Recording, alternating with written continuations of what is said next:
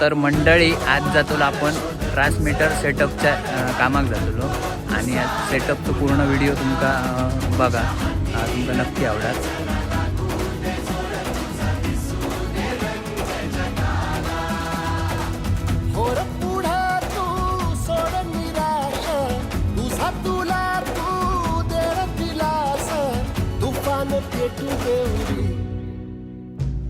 पाय फुकाटा रुतल काटा दिसल वाट तुझी, झोपून आशा चालत राहतू काढून टाक भीती.